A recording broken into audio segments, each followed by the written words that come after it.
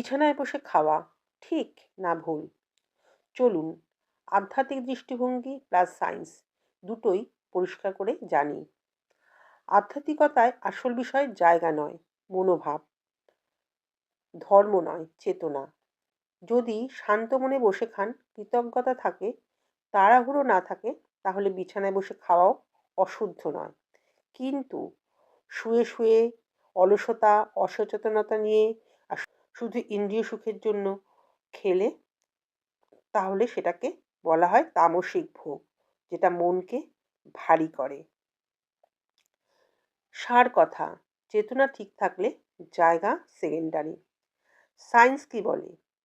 বিছানায় বসে খাওয়ার ভালো দিক কিছু কিছু শর্তে।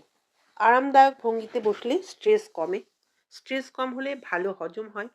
মাইন্ডফুল ইটিং হলে ওভার ইটিং কমে। অসুস্থ বা দুর্বল মানুষের জন্য উপকারী।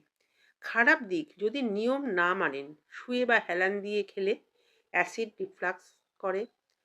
ব্রেন বিছানাকে রেস্ট জোন ভাবে, তখন খাবারের ওপর মনোযোগ কমে। হ্যাবিট হয়ে গেলে লেথার্জি বাড়ে।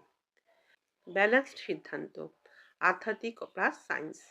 ঠিক আছে যদি বসে খান, শোয়া নয়। পিঠ সোজা থাকে, মন শান্ত থাকে, খাবারের প্রতি কৃতজ্ঞতা থাকে।